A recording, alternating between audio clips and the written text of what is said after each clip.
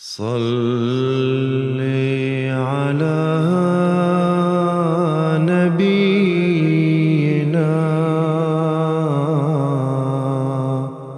صل على محمد. Beberapa kalangan tertentu menuduh bahwa pendiri Ahmadiyah, Hazrat Mirza Ghulam Ahmad alaihissalam, telah memfatwakan non-muslim kepada orang-orang yang tidak beriman kepada beliau. Tentunya, hal ini adalah sebuah kedustaan dan merupakan fitnah yang sangat keji.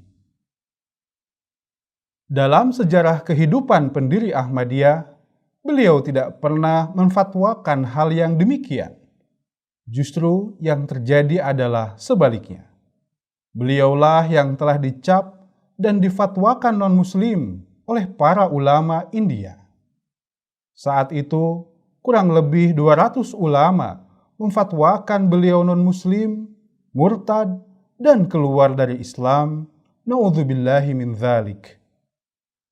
Dalam menghadapi tuduhan keji para ulama ini, pendiri Ahmadiyah, Hazrat Mirza Ghulam Ahmad alaihissalam, sama sekali tidak membalasnya dengan fatwa yang serupa.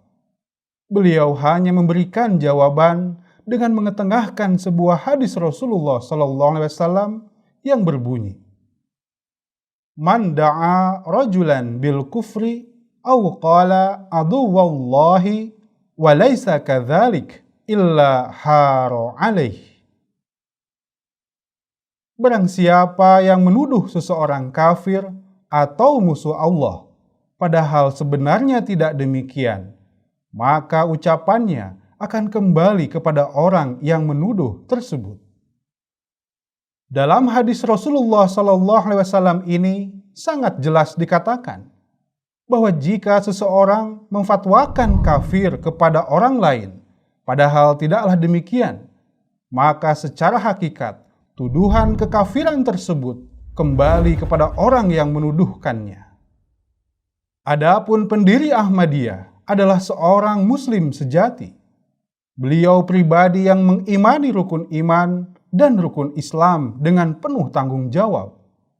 Bahkan lebih dari itu, beliau tidak saja mengimani Islam untuk diri pribadi beliau, melainkan beliau memperjuangkan dan membela agama Islam hingga titik darah penghabisan. Dalam perjalanan kehidupannya, beliau telah menulis banyak buku dan selebaran, menyampaikan ceramah dan tabligh akbar, bahkan mengadakan berbagai dialog serta perdebatan dengan tokoh-tokoh agama lain dalam membela agama Islam. Beliau telah membuktikan dedikasi yang luar biasa sebagai seorang pengkhidmat agama Islam dan pengkhidmat Rasulullah SAW. Beliau korbankan harta, waktu, tenaga, pikiran, kehormatan, bahkan nyawa demi tegaknya panji Islam. Sehingga menjadi jelas bahwa beliau adalah seorang muslim sejati dan bukanlah seorang yang kafir. Yang menjadi permasalahan saat ini adalah beberapa ulama tertentu terlalu berani membuat definisi serta ukuran tertentu terkait kemusliman seseorang. Sehingga saat ini begitu banyak definisi tentang muslim dari ulama yang berbeda.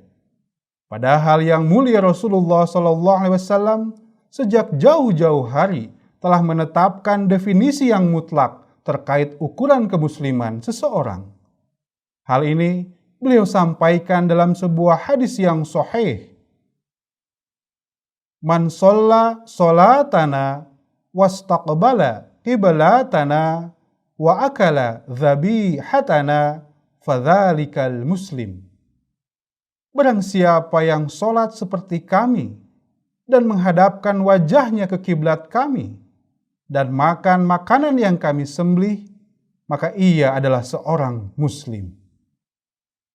Atas keterangan hadis ini, maka menjadi jelas bahwa siapapun yang memenuhi kriteria kemusliman dari Rasulullah SAW, maka ia adalah seorang muslim sejati di hadapan Allah Subhanahu wa Ta'ala. Dan atas hal itu, maka menjadi jelas pula bahwa tidak ada satu orang atau bahkan satu pemerintahan pun yang memiliki hak untuk menolak kemusliman seseorang. Lalu terkait orang yang tidak mengimani pendiri Ahmadiyah sebagai Imam Mahdi dan Nabi Isa akhir zaman yang telah diutus oleh Allah Subhanahu wa Ta'ala, maka ia dikategorikan sebagai seorang muslim dengan keimanan yang belum sempurna. Karena tanda hakiki dari orang yang beriman adalah ia mengimani seluruh utusan Allah Subhanahu wa Ta'ala dan tidak membeda-bedakan satu dengan yang lainnya, sebagaimana Al-Quran menegaskannya dalam surah Al-Baqarah ayat 285. A'udzu billahi minasyaitonir rajim. Amanar rasulu bima unzila ilaihi mir rabbih wal mu'minun kullun amana billahi wa malaikatihi wa kutubihi wa rusulihi la nufarriqu baina ahadim mir rusulih wa qalu sami'na wa ata'na ghufranaka rabbana wa ilaikal masir. Rasul ini beriman kepada apa yang diturunkan kepadanya dari Tuhannya. Dan demikian pula orang-orang yang beriman. Semuanya beriman kepada Allah dan malaikat-malaikatnya, dan kitab-kitabnya, dan rasul-rasulnya. Mereka berkata, kami tidak membeda-bedakan di antara seorang pun dari rasul-rasulnya yang satu terhadap yang lain. Dan mereka berkata, kami dengar dan kami taat. Ya Tuhan kami mohon ampunan Engkau, dan kepada Engkau kami akan kembali.